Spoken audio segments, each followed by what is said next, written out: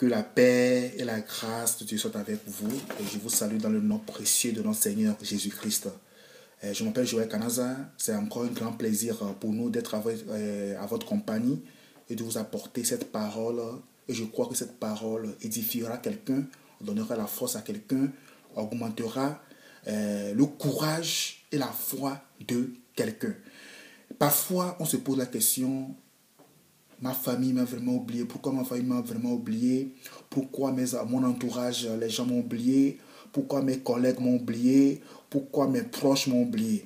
Laisse-moi te faire comprendre que Dieu va se rappeler de toi. Peu importe la situation, juste fais confiance à Dieu et tu verras la gloire de Dieu. Aujourd'hui, nous allons parler d'une histoire très intéressante dans la Bible. Et Dieu s'est rappelé d'un serviteur qui a été oublié. Peut-être que c'est le même cas avec toi. Ce serviteur a été oublié. Et les gens l'ont vraiment marginalisé parce que c'était un paralytique.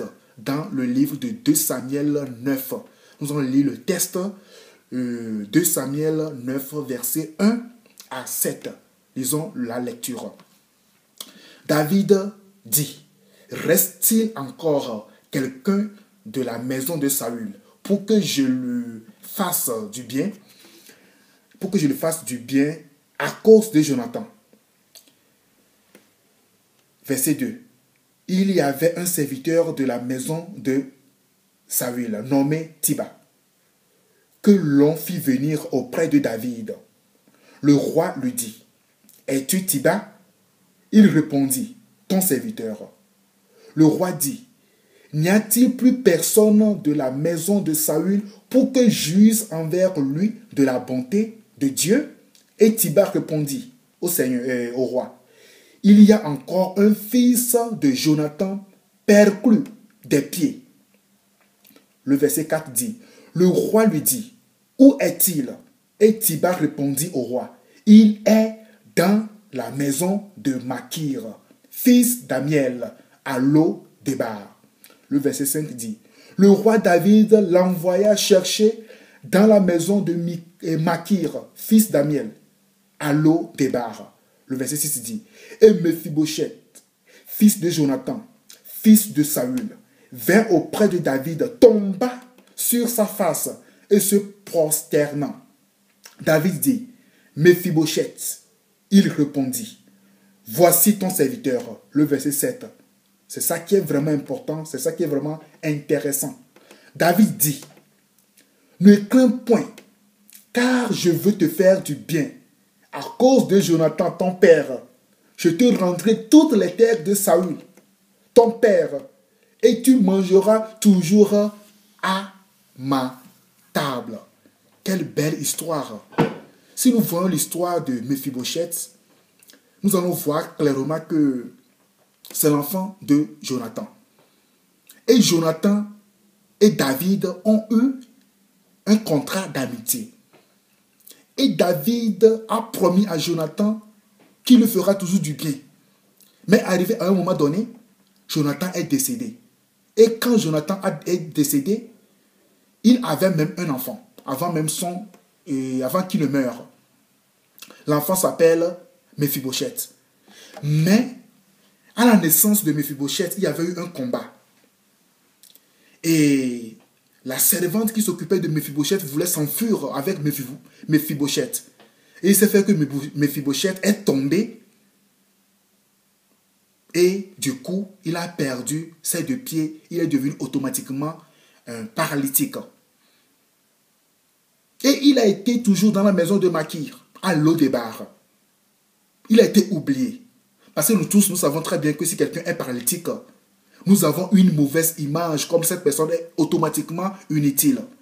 Et les gens ont vraiment oublié Mephibosheth dans la maison de Makir à Lo-Débar. Et il est resté là-bas pendant des temps. Mais un jour, Dieu s'est levé pour la cause de Mephibosheth. Qu'est-ce qui s'est passé?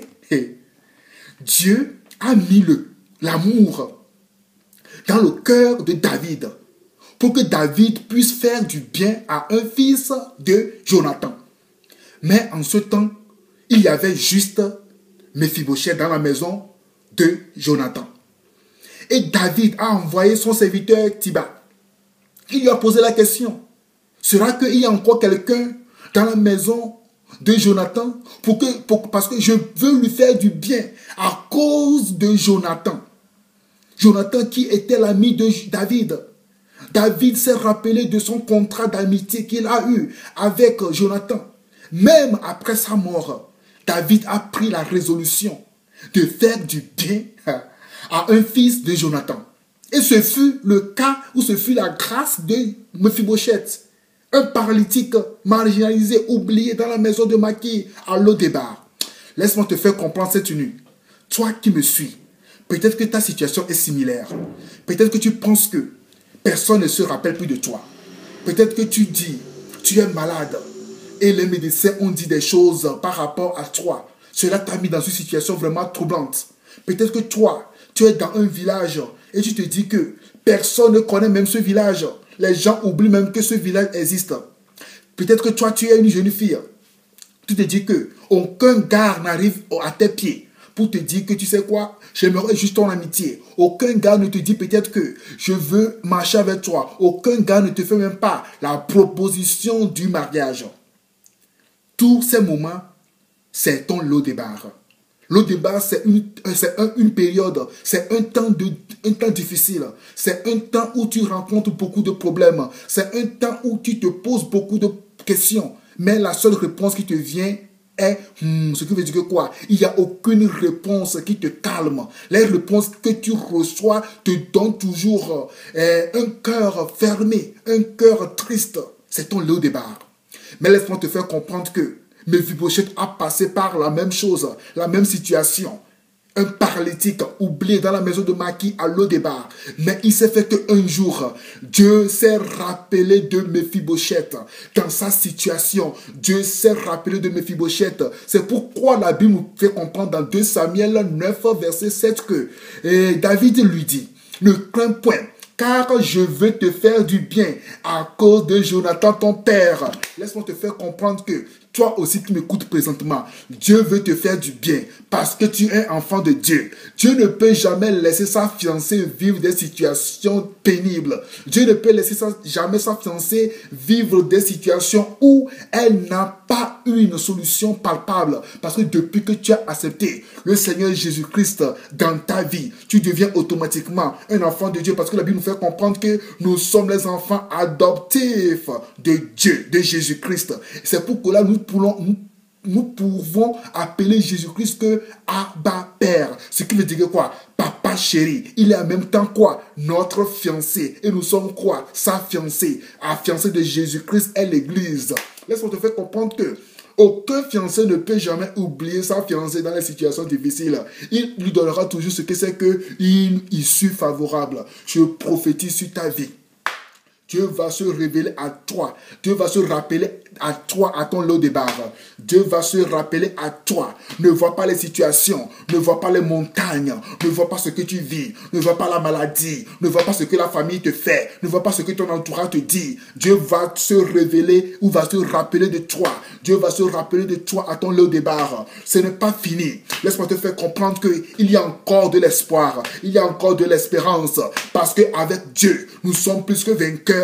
Christ en nous, c'est l'espérance de la gloire. Christ en nous, c'est l'espérance de la victoire. Christ en nous, c'est l'espérance de l'avancement. Je prophétise sur ta vie, comme ce fut le cas de Mephibosheth. La Bible nous fait comprendre que Mephibosheth s'est rendu dans la maison de David. Il a commencé par manger à la table de David. Il a commencé par manger à la table de David. Verset B, partie B de verset 7 dit, je te rendrai toutes les terres de Saül, ton père, et tu mangeras toujours à ma table.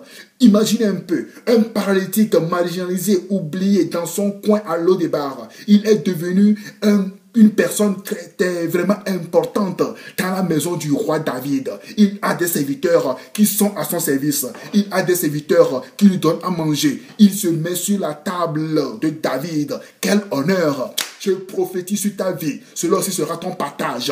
Les gens peuvent t'insulter aujourd'hui. Les gens peuvent te marginaliser aujourd'hui. Les gens peuvent te dire des choses aujourd'hui. Peut-être que tu es dans ton lieu de départ. Laisse-moi te faire comprendre que Dieu va se rappeler de toi à ton lieu de départ. Et tu auras ton témoignage comme ce fut le cas de Mephibosheth. Mephibosheth qui a été marginalisé dans la maison de Maki à l'eau de bar. Dieu s'est rappelé de Mephibosheth. Dieu va se rappeler de toi. Tu es dans ton village qui a été vraiment oublié des années. Laisse-moi te faire comprendre que peu importe que les gens connaissent ton village ou pas, peu importe que les gens connaissent là où tu es ou pas, Dieu va se rappeler de toi. Dieu va se rappeler de toi. Toi, jeune fille, qui te pose des questions. Jusqu'à quand mon prince va arriver? Jusqu'à quand mon prince va arriver? Laisse-moi te faire comprendre que ce sera le cas avec toi, comme ce fut le cas de Ruth. Dieu va se rappeler de toi. Dieu va te faire du bien. Dieu va se rappeler de toi. Ne crains pas. Boaz va arriver dans ta vie comme ce fut le cas de Ruth. Boaz va arriver. Ton prince va arriver. La personne qui est l'os de tes os, chair de ta chair va arriver. Ne crains point. Peut-être que pour le moment, c'est ton lieu de départ. Mais la Bible nous fait comprendre que Dieu s'est rappelé de Mephibosheth dans sa situation. Et l'histoire de Mephibosheth a changé radicalement. Je prophétise sur ta vie. Toi aussi, ton histoire va changer. Tu rendras grâce à Dieu. Tu crieras. Tu diras Alléluia. Parce que Dieu t'a fait du bien. Dieu de Mephibosheth est toujours vivant. Il va se rappeler de toi. Dieu s'est rappelé de Mephibosheth. Amen. Si tu crois, tu verras la gloire de Dieu. Ce fut la parole de Jésus-Christ quand Lazare était mort. C'était un lieu vraiment triste parce que Marthe et Marie ont envoyé des gens pour appeler Jésus-Christ. Mais la Bible nous fait comprendre que Jésus-Christ n'est pas arrivé au moment où elle voulait. Jésus-Christ est arrivé au moment opportun. Mais quand Jésus-Christ est arrivé, Marthe disait que Seigneur, Maître, si tu étais là, ton ami, notre frère chéri Lazare n'allait pas mourir. Jésus a posé juste une question. Où l'avez-vous mis? Où l'avez-vous mis? C'était la seule question de Jésus-Christ. Où l'avez-vous mis? Il sent déjà. Marthe disait que Seigneur, il sent déjà. Mais Jésus-Christ a dit quelque chose qui est très intéressant, qui est, si tu crois, tu verras la gloire de Dieu. Cette nuit, laisse-moi te faire comprendre que toi qui m'écoutes présentement, si tu crois, tu verras la gloire de Dieu. Tu auras le témoignage de Dieu. Je ne suis pas là en train de te prêcher une prédication de la bénédiction ou de la richesse ou quoi. Mais je suis en train de parler de ce que notre Dieu est capable de faire. Ne te laisse pas dominer par les vicissitudes de la vie. Ne te laisse pas dominer par ce que tu es en train de traverser. Ne te laisse pas dominer par les problèmes, par la maladie, par le fait que tu sois célibataire beaucoup d'années, par le fait que tu es en chômage beaucoup d'années. Laisse-moi te faire comprendre que Dieu va se rappeler de toi dans ta situation qui est le départ. Dieu va se rappeler de toi à ton lieu de départ. Tu auras un témoignage. Tu auras un nouveau nom, comme ce fut le nom de Mephibosheth. Un paralytique oublié est devenu quelqu'un de très important dans la maison du roi. Il est devenu quelqu'un de très important. Quelqu'un qui a des serviteurs à sa disposition, des cuisiniers à sa disposition, des gens qui sont à son service. Laisse-moi te faire comprendre que Dieu va se rappeler de toi. Toi qui m'écoutes, Dieu va se rappeler de toi. Il y a une seule condition. Si tu crois, tu verras la gloire de Dieu. Si tu crois, tu verras la gloire de Dieu. Laisse-moi te faire comprendre que Dieu va se rappeler de toi à ton lieu de départ. Dieu va se rappeler de toi à ton lieu de départ. Dieu va se rappeler de toi dans ton célibat. Dieu va se rappeler de toi. Tu ne seras plus célibataire, mais tu vas avoir un nouveau nom. Madame Tan. Dieu va se rappeler de toi. Dieu s'est rappelé de Ruth. Même que Ruth passait par des situations difficiles. Son mari était mort et elle est restée. Elle a suivi sa belle-mère jusqu'à ce que Boaz est arrivé au moment opportun. Boaz est arrivé. Qui peut imaginer? Dieu s'est révélé, Dieu s'est rappelé de Ruth. Dieu le fera aussi pour toi. Toi qui es en chômage, tu te dis que tu as fait des dépôts. tu n'as jamais eu des solutions, tu n'as jamais eu une issue favorable. Laisse-moi te faire comprendre qu'il est temps que Dieu se rappelle de toi. Dieu va se rappeler de toi. Ton dossier sera pris, ton dossier sera consulté. Tu seras appelé au nom de Jésus. Toi qui es malade, tu te dis que les docteurs ont dit, il n'y a plus d'issue favorable, je ne peux plus m'en sortir. Et tu es toujours sur l'oxygène, tu es toujours dans les situations vraiment désagréables à l'hôpital. Et tu te poses la question, oh Seigneur, jusqu'à quand je vais m'en sortir d'ici? Laisse-moi te faire comprendre que Dieu va se rappeler de toi à l'hôpital. Je prophétise que tu vas sortir au nom de Jésus. Tu vas sortir au nom de Jésus. Tu seras guéri au nom de Jésus. Parce que nous avons un Dieu de la guérison. Il va entrer dans ce combat avec toi. Il va gagner pour toi. Il va gagner pour toi. Il va gagner pour toi. Ce fut le cas de Bartimée, le fils de Timée. Bartimée est paralytique et aveugle. Il est toujours aveugle à un niveau donné. Il a écouté que Jésus-Christ allait passer. Et il a posé la question, qui est ce fou? Quel est ce fou qui est en train de passer? Les gens lui ont fait comprendre que c'est Jésus-Christ qui est en train de passer. Et il a crié, fils de David, aie pitié de moi. Et Jésus-Christ s'est arrêté. Et Bartimée a été guéri de son aveugle. Il est devenu quelqu'un qui a commencé par voir, qui a commencé par suivre Jésus-Christ pour rendre témoignage. Toi aussi, Dieu te fera la même chose. Dieu te fera la même chose. Ne sois pas découragé. Ne sois pas découragé. Fixe ton regard sur le Seigneur. Il te fera voir sa gloire. Il te fera voir sa gloire. Il a montré sa gloire dans la vie de Lazare. Lazare est ressuscité. Lazare est ressuscité. Même que son corps a été vraiment décomposé. Même que Marthe et Marie ont dit qu'il sent déjà. Mais un lieu qui a été vraiment triste, un lieu de funèbre, s'est transformé en un lieu d'évangélisation. Dieu se rappellera de toi. Dieu se rappellera de toi. Ne sois pas frustré. Fais confiance à Dieu. Fais confiance à Dieu. Fais confiance à Dieu. Fais confiance à Dieu. Fais confiance à Dieu. Il te fera voir sa gloire certainement.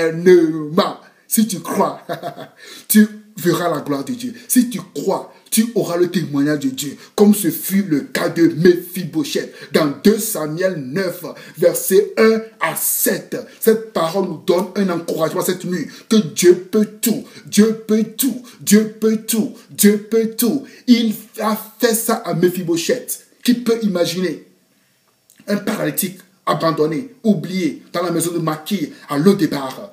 Mais quand Dieu s'est révélé, quand Dieu s'est levé, Dieu s'est rappelé de lui par le biais de David. Dieu te fera aussi du bien. Si tu crois, tu feras la gloire de Dieu. Je te bénis, je bénis ta vie, je bénis ta famille, je bénis ton entreprise, je bénis tout ce que tu es en train de faire, je bénis ton boulot, je bénis ton travail, je bénis tout ce que tu rencontreras sur ta vie, vont se transformer en bénédiction pour toi. Et tu auras la grâce de Dieu, la grâce importante de Dieu. Et tu rendras témoignage. C'est ça notre espérance.